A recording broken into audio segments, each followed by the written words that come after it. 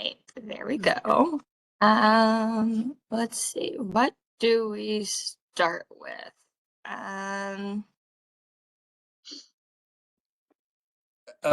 Sorry, Lizzie, I don't remember the agenda order right offhand. But I think probably to start with the two operational budgets. The Commission Support Grant and the Commission Investment Fund budgets. Right. Okay. So this is the Commission Support Grant. Let me share my screen. And while Lizzie's pulling that up, for Eileen and Jessica, the executive committee reviewed and voted on these budgets already, but as we like to do and typically do, anytime there's an action by the executive committee, we then have the full commission follow up with a vote on whatever that action is.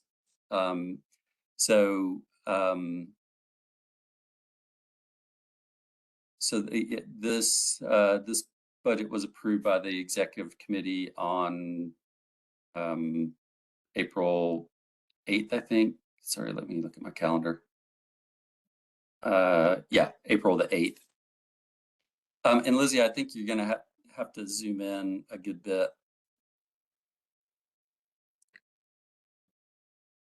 Yeah, it's very tiny. Is it still really tiny for you? Yeah. It's better for me, but if Eileen is still seeing the tiny, I mean, I think it's okay. I don't think the narrative part is really necessary to be on the screen. I mean, we can talk about the calculations if anybody's interested. Okay. So I can manage it. Yeah. So if you want, Eileen, I can just give a quick rundown of this please. Budget. That'd be great. So this is the main operational budget that includes most of the staff, travel for the commission, any of our overhead expenses like space, computers, telephone, all of that stuff. And you can see the biggest expense is the staff expense in section A and B. A is the salary and B is the benefits. And these are all just, at the standard state salary amounts and benefit amounts. Then Lizzie, if you'll scroll so that section C is visible. So the travel in this budget is primarily for commissioners to attend meetings and then do site visits and staff to do monitoring. The other budget that we'll look at in a second has more travel for staff for training and technical assistance type stuff. Then a little bit of money for supplies. And then Lizzie, if you can scroll down so that section I is visible. We don't have any contract or consultants in this budget. Postage, the amounts for GVSA and the conference is primarily funded in the other budget, but we sometimes include match in this budget in the column C, which is the match column, but we didn't need it to meet the minimum match requirements in this budget, so we left it out for now. The GVSA we left out of this budget primarily because we were at the max on everything else that had to be in this budget. So we left it out. This budget doesn't include any unexpended funds from the current year. So we expect that we'll have some unexpended funds. We just weren't sure what those would be. And so we should have some funds that we can go back and add in later. Other things, various memberships, including the American Service Commission's annual membership, and then some services that we subscribe to, computer, the state services, excuse me, and the F&A fiscal. Those are all of the things that we have to pay the state for things like the Department of Human Resources and the Department of General Services. Most of those are based on the number of staff that we have. Some of them are based on actual transactions. So for example, the Finance Administration business office charges us every time we ask them to do something, there's a transaction fee. And so these are based on actuals from previous years. Our space, although we're primarily remote, we still do have to pay a space fee based, and again, that's based on a head count. Communications includes telephone and printing. And I think that's it. There's no, you can scroll down a little bit more, Lizzie, but there's no indirect cost in this budget. And you can see the, oh, actually this budget does include the unexpended. So the base amount for this upcoming year is $406,160 in the federal share, and then we have a little over 15,000 left over from the current year, which gives us the total. And it's possible that we might have a little bit more than 15,000 left over from this current year. The current year ends in June, so we're pretty close to the end. But we'll know in July exactly how much we have left over. The match, you can see the bulk of the match comes from our state appropriations. And then we've got some, a little bit of match that we expect from the Corporate Social Purpose Network. And again, you can see the match that we have in the budget exceeds what's required. It's a 50-50 match. So we didn't include the match for the conference because we just didn't need it in this budget. So do you get to use that elsewhere? Well, this is the other operational budget doesn't require match, so we don't need it. Mm-hmm. In that budget, we do have the Volunteer Generation Fund budget that we'll look at in just a second. It does require match, and we do have sources of match for that, so we don't really need it either. But it's good to have it in case we need it for whatever purpose. So, for example, if that 5,000 from the Corporate Social Purpose Network doesn't end up materializing, we can use the cash or in-kind match that we get from the conference and the GVSA in place of it. So it's a good thing that we've got more match than we need, because if something doesn't come through, we've got other sources. So where does it get? I mean, if you're just kind of setting it aside to see where it's needed, where does it get accounted for? What budget or spreadsheet does it? Yeah, show up well, in? yeah. So we track it. So what you're looking at right now is the proposed budget. Separately, I keep a running tally of our actual expenses, and you can't count match until you've actually spent it or received it if it's in kind. So that actual tally is where I keep track of all of the match, whether we need it or not. So it's just it's a budget versus actual tracking document that I have for this grant and a separate one for the Commission Investment Fund budget. Okay. So we do track it. Yeah, that's a good question. We're not losing track of it. It's just not needed for the purposes of the proposed budget. Okay. All right. Thanks. Um, Should we I- move to another budget? Well, unless Jessica or Eileen have other questions, that we could go on to the KIF budget, the Commission Investment Yeah. Fund budget. yeah, Um, I think that was the only question I had, actually. Yeah. Oh, Anthony's on. Oh, Oh, hey, hi, Anthony. the Yes. Commission Investment Fund budget, while Lizzie's pulling that up, it does have a lot more line items, but as I mentioned, it doesn't have any match. So in some regards, it's simpler because all we're worried about is the federal column. Mhm.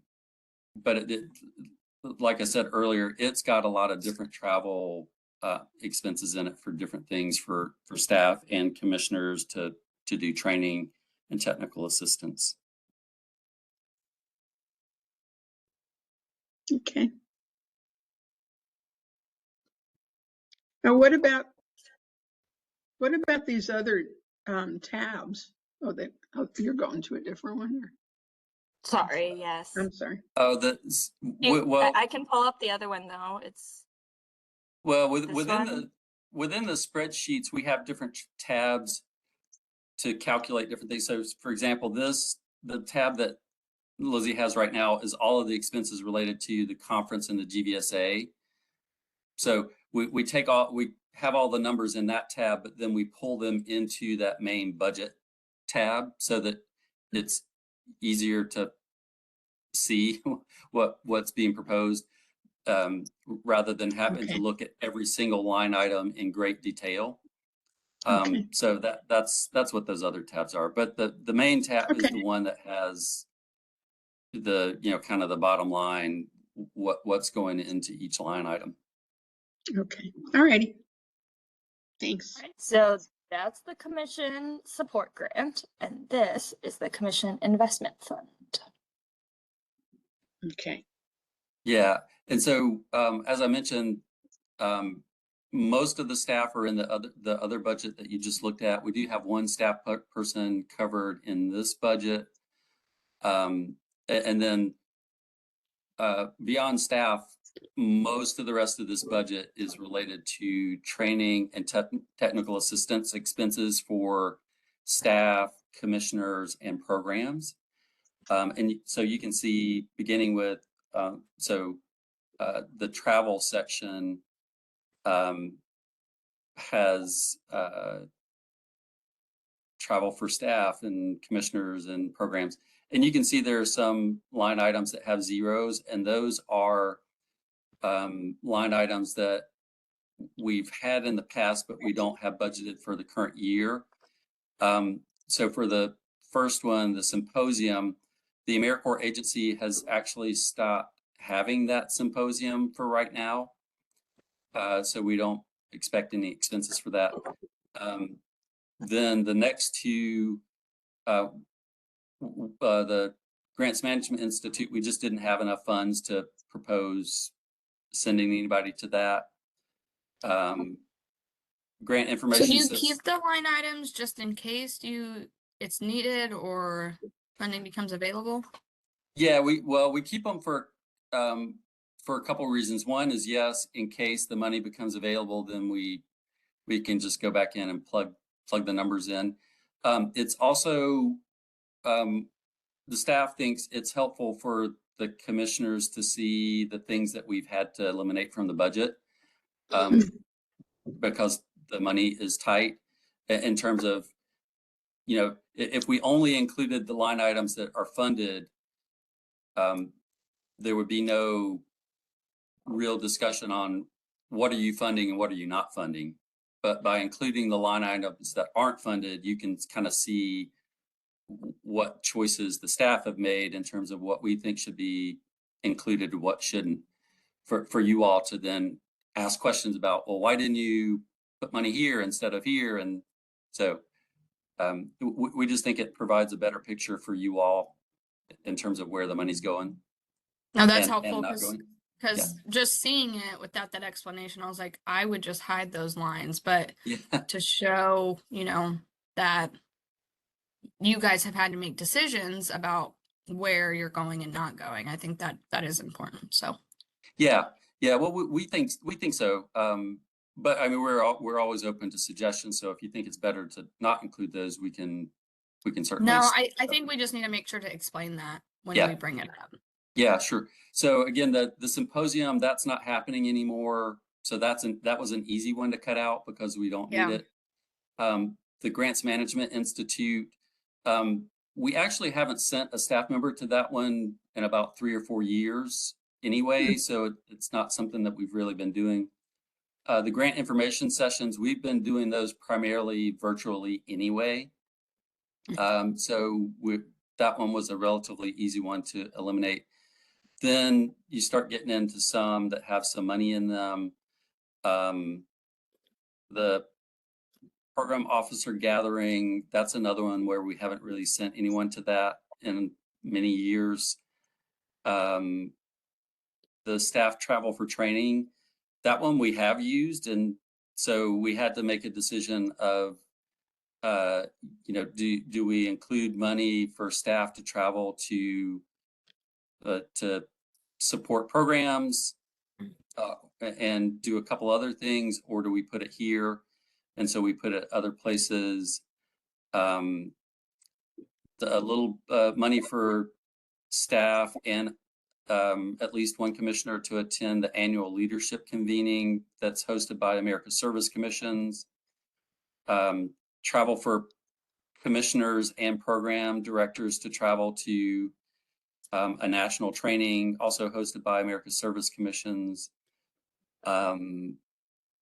The boot camp, we haven't sent anybody in, and that's primarily programs that go to that. We haven't had anybody attend that in a couple years. Travel for program director travel training retreat. Cross stream statewide event, we haven't had one of those in multiple years. We've talked about trying to do those again, but we haven't actually done them in a long time. And so that one we've left blank. And then you can see the other things there that there's actually 2 different types of boot camp. There's a startup boot camp, which is just a general AmeriCorps program startup. And then there's a fiscal boot camp. And we haven't sent anybody to either one of those in a while. So we decided to focus funds elsewhere. And then the trainer travel to the training retreat. We haven't used a paid trainer in the last couple of years, so we thought that would be a good one to eliminate. And the reason we had to eliminate is because up to this year, we had American Rescue Fund money. And so we had more money than what we have now. So we did have to go through and eliminate a bunch of line items. So Lizzie, if you can scroll down, we don't have any equipment. Supplies, you can see we had to essentially eliminate a bunch of supply line items except for supplies for the conference. And then the contractual and consultant services, Lizzie, if you can scroll down a bit for that one. You can see there's a couple lines that we had to eliminate, but then others that we were able to keep. The one thing that I will note that is outside of staff, there are 2 really big line items. The one is the America Learns at $9,800, and that is a grants management system that we've been using. Their prices are actually going to go up after the year that for this budget, and so we're trying to figure out how we could support that price increase. It'll go up to about $12,000. How we could support that, or if we can continue to do it at all. because it is taking up a pretty good chunk of this budget. The other is that member engagement consultants. Jim, Yeah. for the Mhm. American Learns one, is that when you say grants management, is that like monthly tracking where all their data goes, or is that where they apply? Like what? Yeah. Well, right now it only includes the monthly financial tracking, which is very helpful, because prior to that we were just using spreadsheets, and the programs would send us a spreadsheet as their invoice each month. And so that grants management system kind of puts all that onto an online platform. Okay. It does have the capability to do other things, but those other things cost more money. And so right now we're just using kind of the basic financial component of that grants management system. We've also looked at, the state is developing a grants management system through Salesforce. But it, and it does end-to-end grants management, including the grant application phase, the financial reporting and invoicing phase, and the progress reporting part of it. So it does essentially just about everything. It also links into the state's contract system through Edison. So it's very useful. The annual expense for that is about $22,000. So it's a good bit more than what we're currently paying, but we could probably figure that out. The big challenge is that there's a huge implementation fee to have Salesforce work with us to implement. And it's like $124,000 at the lower end of that scale. Wow. And it could be up to, I think, 240,000. Yikes. So Okay. Wow. it's beyond our ability right now to be able to afford that. Now, as they expand that across the state, that implementation fee will probably come down, as will the annual license fee. But right now, we just can't afford it.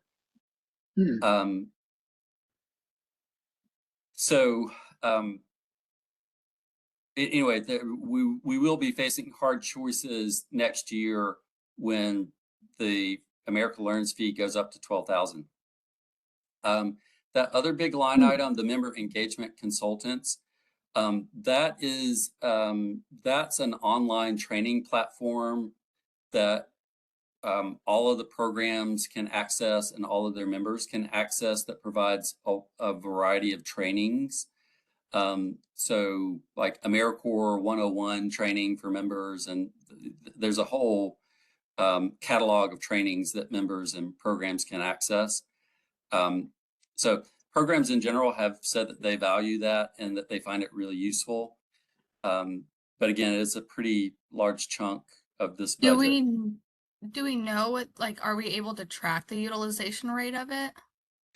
Yeah, we're able to pull a monthly report to see how many AmeriCorps members use it and how many program staff use it. Yeah, we're able to do that. And can you see which trainings they access? Yes, I believe it does give that level of detail. Yeah. Yeah, because I'd be curious looking at that, like, is the utilization rate high enough to justify the cost?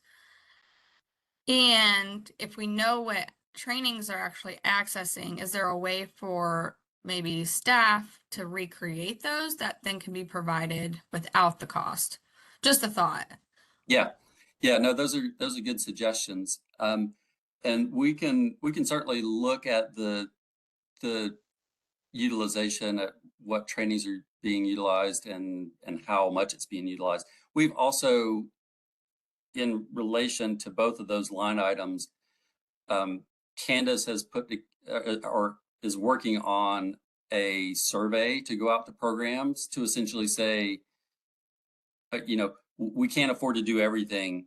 What do you priority. as programs value the most out of these things? So if you could only pick 2 out of these 4 things, which 2 things would you pick? Just to add, we have sent out that survey Okay, and good. we have not had good luck getting responses. So I'm not sure how helpful it will be. It's hard to get programs to respond, even though we brought it up yesterday in person and I really begged them. Well, when did we send that out, Lizzie? I mean, we sent it out yesterday, but I gave The them survey? time during our in-person meeting to fill it out, and still only 2 people filled it out. I'll follow up though.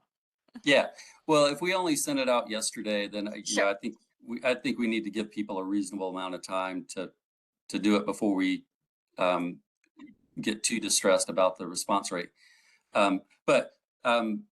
Anyway, we do have that method of trying to get the programs to give input on what they value, and we'll continue to follow up with them to try and get more input from them. But we, as staff, we have an opinion on what we think is valuable to programs, but we wanted to make sure that lined up with what they thought is valuable, so that we have input from the people at the ground level. Sorry. No, go ahead. I'd also be interested in learning, what the members are, what they're bringing away from those trainings. Are the trainings being successful in altering members' behavior or pointing them in, directions that they weren't pointed in before? If I may Yeah. add, I know that some programs use these to count for hours. I mean, I know that's not necessarily like the value that each member is taking away from it, but they are using them as trainings that members can earn their hours in. And that can be particularly helpful for programs that are like tutoring programs or in schools. And, sometimes they have an off day. They need some online training. And specifically, it's good because they have hours associated, so they get certificates that certify that they served those hours.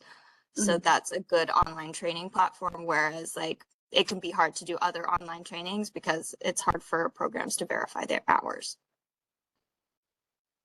And the other thing, Eileen, I don't believe there's any kind of pre and post assessment of these trainings. Lizzie, you can correct me if I'm wrong, but I don't think we have a way to kind of assess.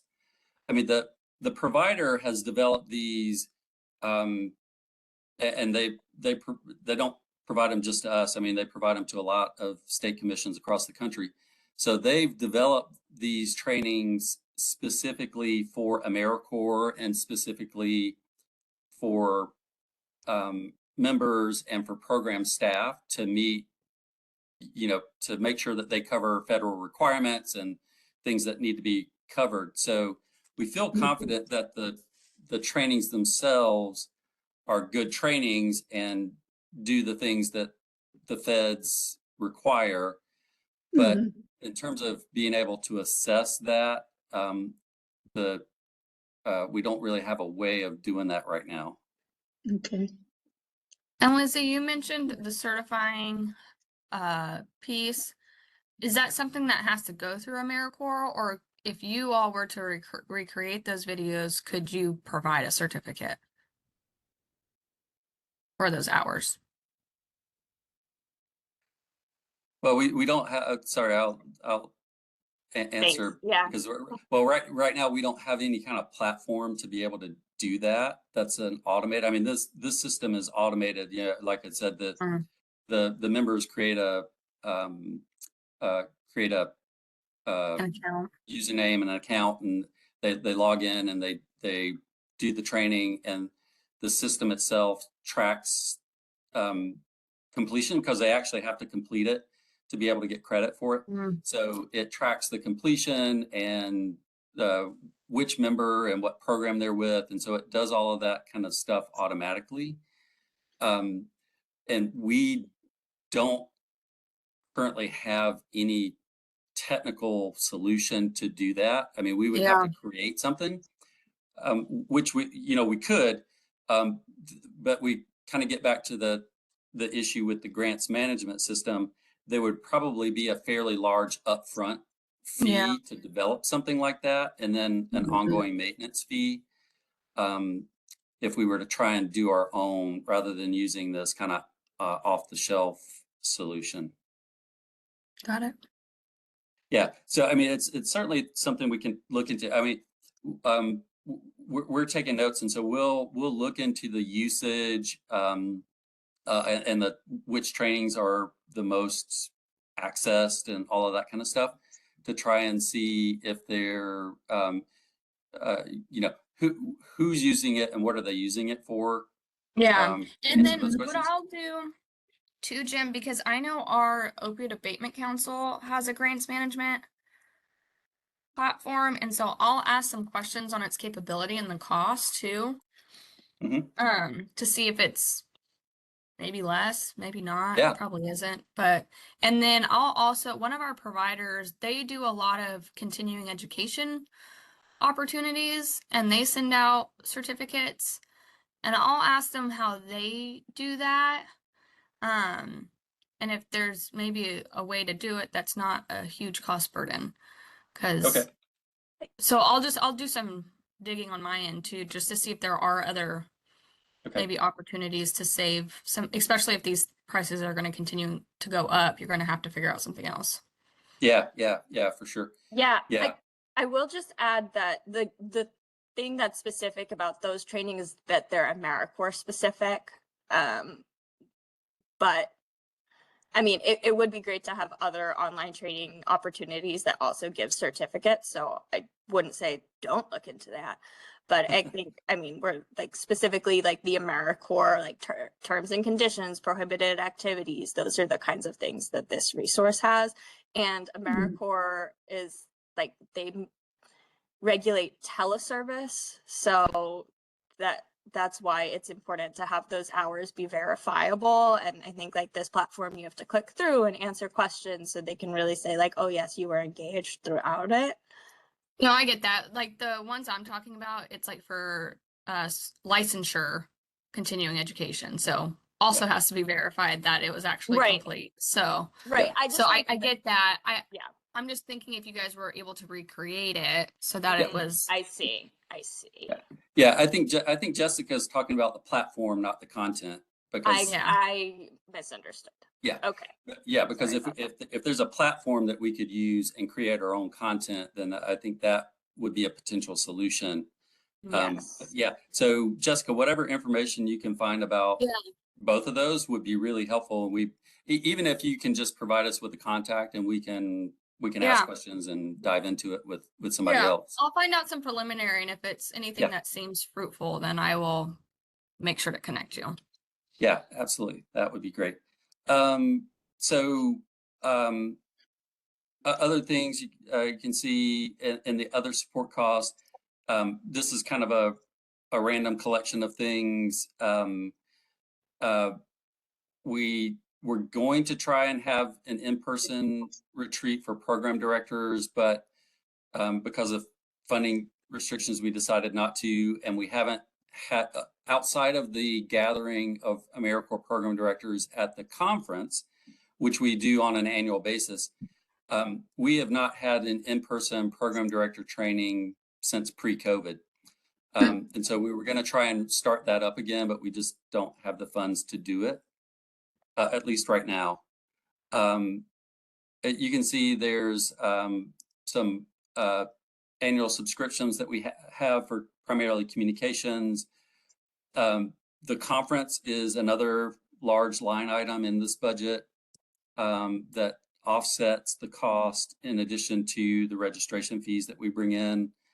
You can see, let's see, leadership convening registration. The and so these might seem like repeated lines from further up, but the lines that were further up were for the actual travel. And these line items are for registration fees for those events. So the leadership convening and the national service training, those are the registration fees for the travel that was up above. Then for the first time, we had to move some state services and fiscal expenses to this grant because they're costing us more money than we have in the other budget that you just looked at. So we had to spread some of those costs into this budget, which obviously takes away from our ability to provide some of the training and technical assistance. But those are expenses that we have no choice but to pay them. Let's see, computer for Candace, phone for Candace, and then Candace's, the share of the space for this full-time employee, which is Candace. So those are all the expenses, and you can see at this point, the amount that we thought would be left over in the current year was not very large, and so we thought it would be the safest to not count on any at all. I expect that we probably will have a little bit left over in the current year, but probably not a whole lot. And that's why there's a 0 in the 25-26 unexpended. So if you all don't have any other questions about this budget, and again, those two budgets were approved by the executive committee. If we can now go to the Volunteer Generation Fund, Lizzie, and let's start off with that PDF document that has kind of an explanation. Is that the framework? Yeah, the framework document. And I apologize. We've been under a very tight timeline with the Volunteer Generation Fund. It was just announced on April the 1st, and originally it had a April 30th deadline. They extended the deadline to May the 4th, so they gave us a couple extra days, but we didn't know that the deadline was extended until this Monday. So we've been working hard to kind of get everything done as quickly as we can. So Lizzie, if you don't mind, if you'll minimize that box on the right, just click that little arrow there in the middle of the Next to the export, create, edit, PDF, comment, fill, and sign on the right-hand side. a little bit over the little carrot. There's a little You're arrow close. right where you were. This thing? Down, down, down, down, down, down. Oh, There you I go. see. That one. I'm sorry. Okay, that's all right. It just that box takes up valuable real estate in the display.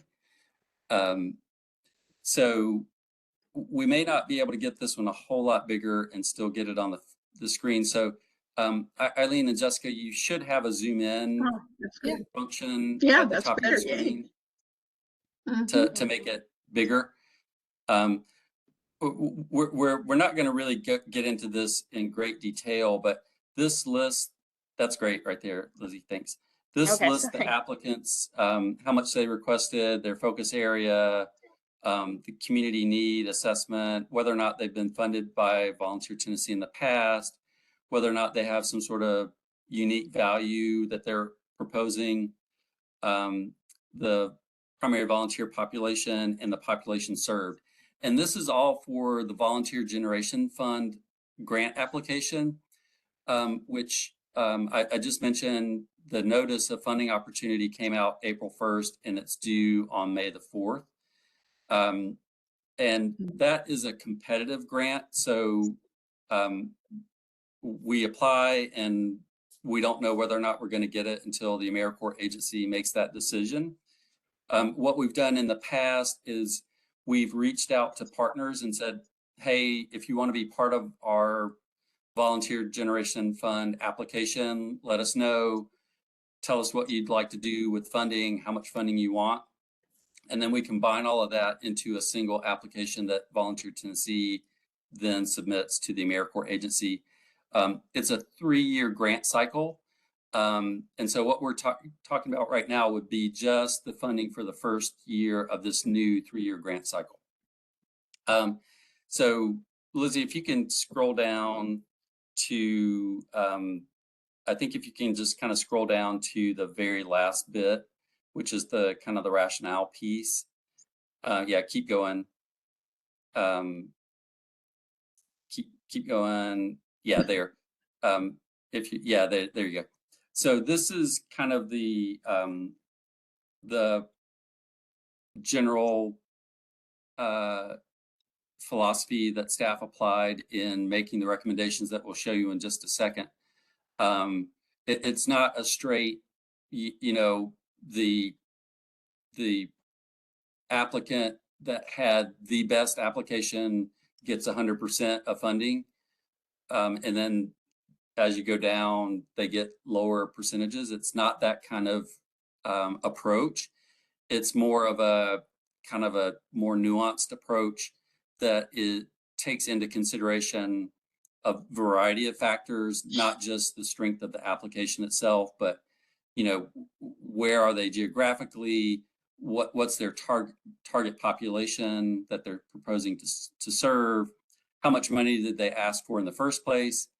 And so it's a little bit different than the type of approach that staff have proposed in the past, which has typically been this applicant had the strongest application, therefore we recommend giving them, you know, either the highest percentage or 100%. So I don't know if either of you have any questions about that approach. And we can show you what that means in terms of dollar amounts on the next document.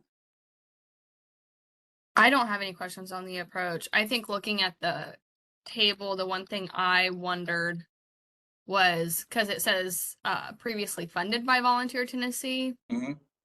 I'd be curious if it was this. Have they previously been funded for the same work?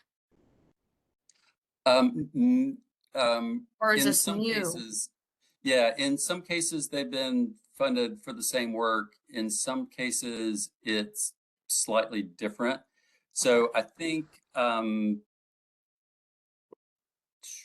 I don't know, Lizzie, can you scroll back up to the top to that chart that's at the very top? Yeah, it's not in this document. I think it might be, we tracked it in another document that I think we didn't send because we were worried about sending too many things. Yeah. And overwhelming you all with a lot of stuff. So hold on just a second while I look to see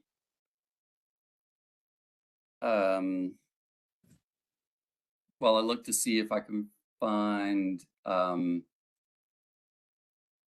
answer to that question, because I do believe we have it.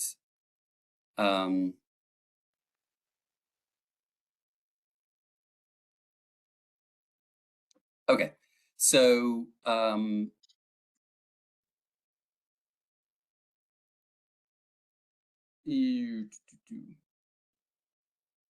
yeah, sorry, I thought it did, but actually what it does is it says that for all of these that have been funded before, they are an expansion of an existing program that they have, not necessarily whether or not it's a program that we've funded before. So it doesn't really answer that question. For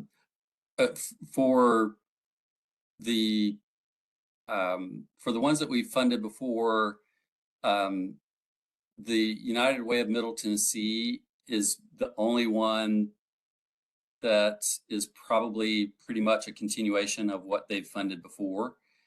The other, the United Way of West Tennessee and the United Way of Greater Chattanooga are probably also pretty close.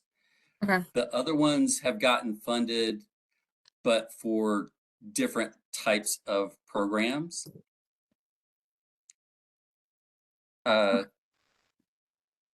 So, hopefully that's a little bit helpful. No, it Um, is. I'm just thinking through, I mean, we've had to do this at the department in regards to just what we're providing funding for. And Yeah. as funds continue to get tighter, like we're pushing more sustainability in grant proposals and not just funding folks continuously. And so that's kind of where my question's coming from. Yeah. Again, for the most part, even though we've funded them in the past, Yeah. out of the list of the ones that we've funded before, probably only 2 of them are mostly for the same or similar projects. Yeah. The others are things that might be a little bit different. But we actually, Latifah's not on this call, is she? No. Because she would be the probably the best person to answer that question. But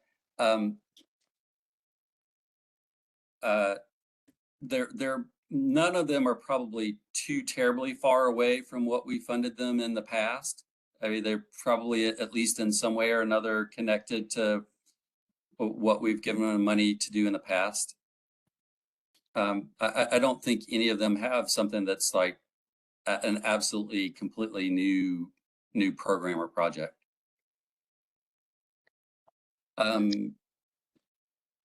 So the So- United Way, Middle Tennessee, is that funding specifically for what used to be Hands-On Nashville, or is it for more than that? It's primarily what, and they still do call it Hands-On Nashville, but the legal applicant is now the United Way of Middle Tennessee. Okay, but the funding yeah, is primarily for hands-on work. Yeah, that's right. Yeah. Okay. Yeah. So Lizzie, I think if you can pull up the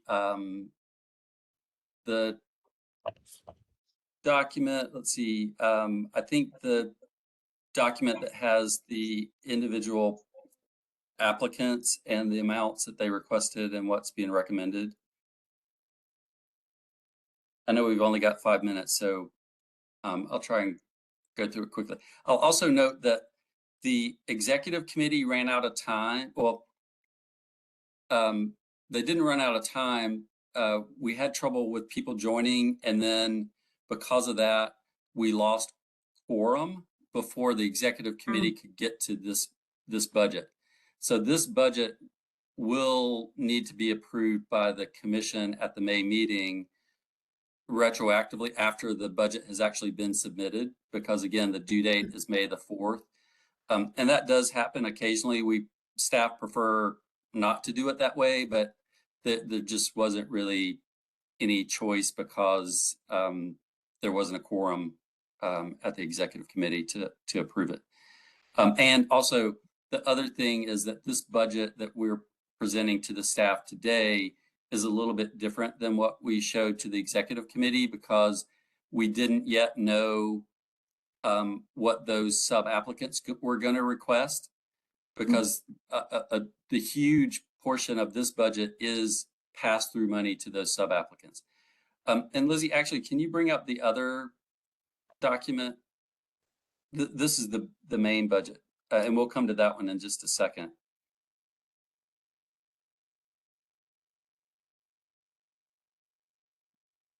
And it's the one that's got the list of programs on it with the amounts that they requested and the amounts that staff are recommending. Yeah, that's it. Yeah, May 4th is Monday. Yeah, no, it's coming up real soon.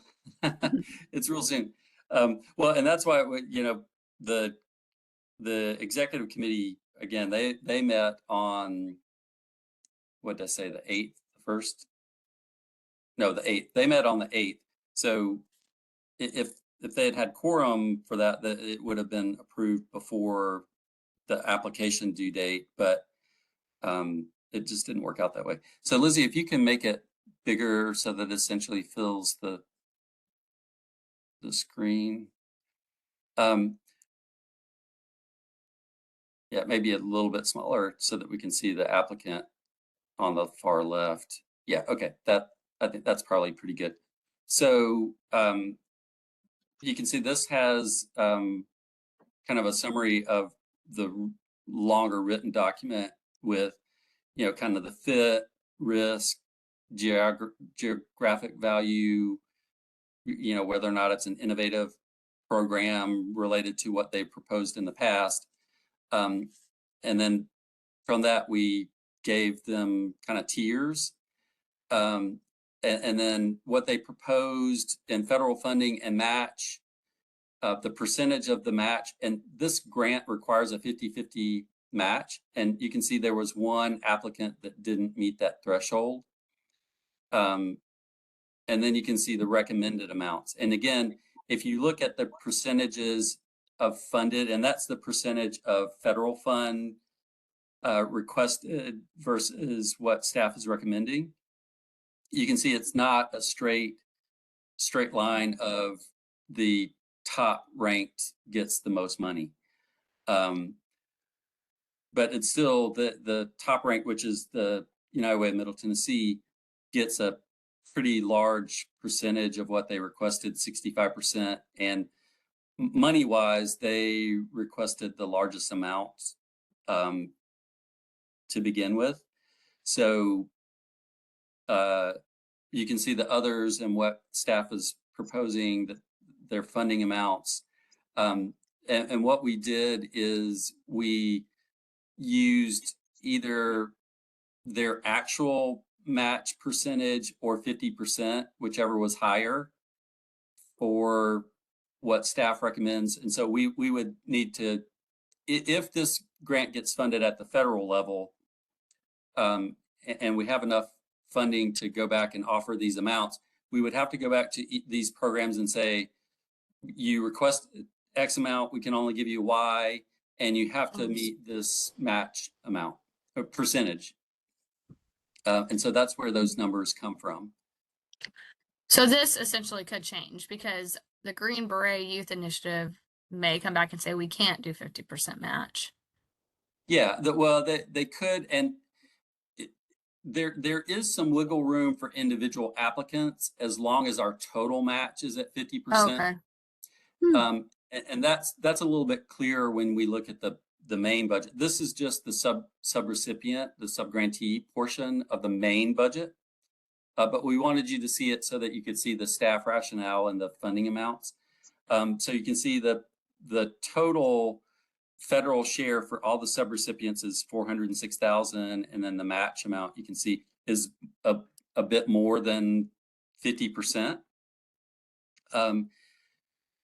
So Lizzie, could you now switch to the other document that you were showing just a second ago? It's the main budget that we'll submit to the federal agency that includes that chart that we were just looking at, the 406,000. And it's similar to the others. So Lizzie, if you'll minimize that box to the right again. There's some staff expenses, not a lot, because we found that it doesn't take a large portion of staff members' time to manage this grant.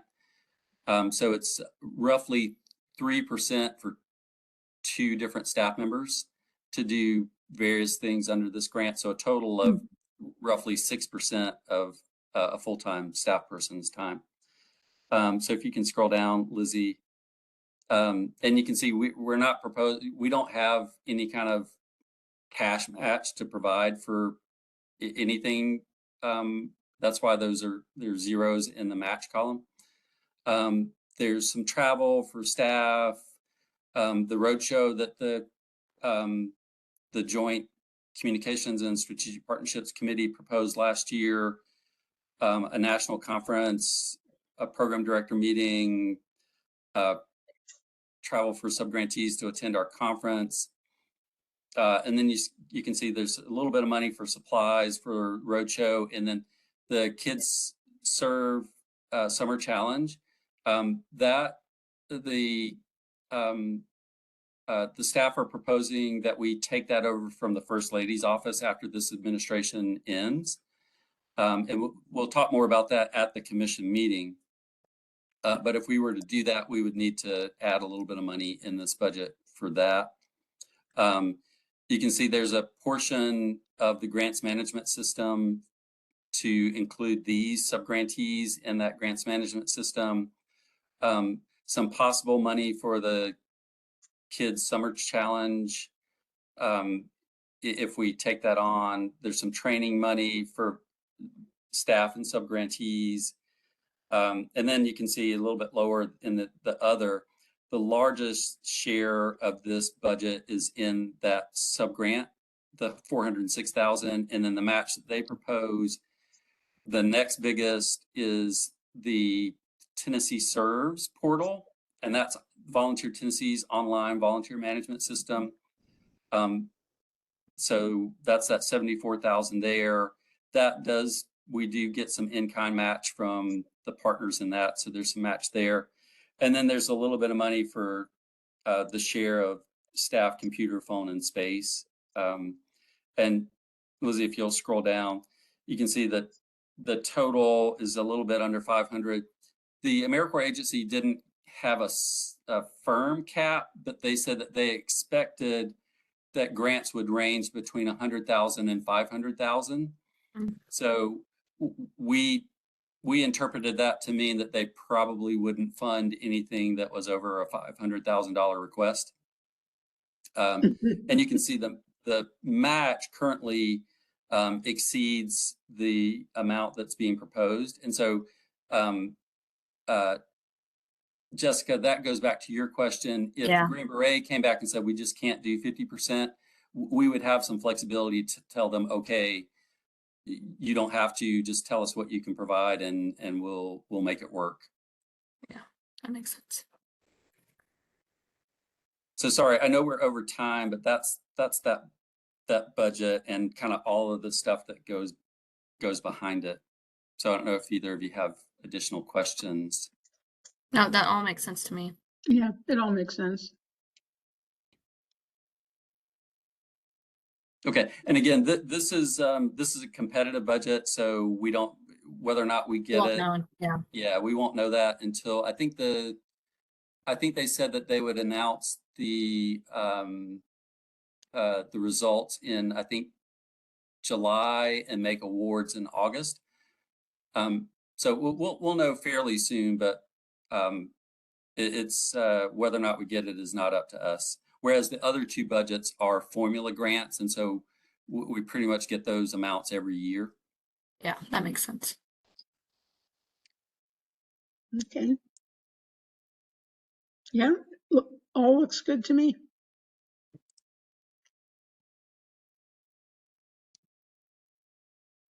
Sorry, You're Heidi, on mute, Lizzie.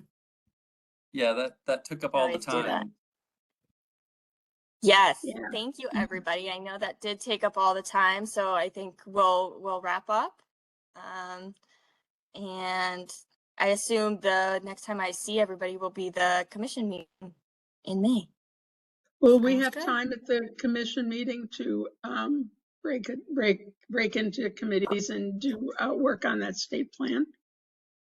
Unfortunately, no, because in addition to reviewing and approving all those budgets, there are other issues that the commission needs to discuss as a group. So Okay. there will be a little bit of time for committees to do report outs, but not time to actually break out and meet. Okay. If we need that, we can always schedule another meeting. I know we didn't Yeah. get to it today. Yeah, we might have Well, to schedule a meeting and have that be the only item on the agenda. Yeah, well, Potentially. that will be easier after we get through the current season, which is there's a lot of grants going on right now. But after the May meeting, this committee can certainly meet and focus just on the state plan, because there shouldn't be any other big things for the committee to discuss grant wise. And when do we discuss the formula funding? When is that going to happen? Well, that we, the AmeriCorps agency said that they expect to notify us of the competitive results, the AmeriCorps competitive results in mid-June. Okay. And then the grants committee would need to meet very shortly after that to develop the recommendation for the executive committee, because at the March meeting, you might remember, the commission as a whole decided rather than having the commission meet to make the formula decision, they wanted the executive committee to make that decision. Right. Because the turnaround time is going to be really quick, and they didn't want to reschedule the August meeting or the May meeting. They wanted to keep those meetings as they are and have the executive committee make the formula decision. So Okay. we don't have an exact date for that, but we anticipate that the grants committee would need to meet kind of that last week of June. Okay. Okay. Yeah. If they really do get it to us mid-June, that's the second half of June anyway, and the 19th is a state holiday. And so we anticipate that the grants committee and the executive committee would probably both need to meet that last week of June. Okay. Good to know. All right. Well, Okey-doke. thanks, team. Thank you. Thanks, Thanks, everybody. bye. Right. Bye-bye. Bye.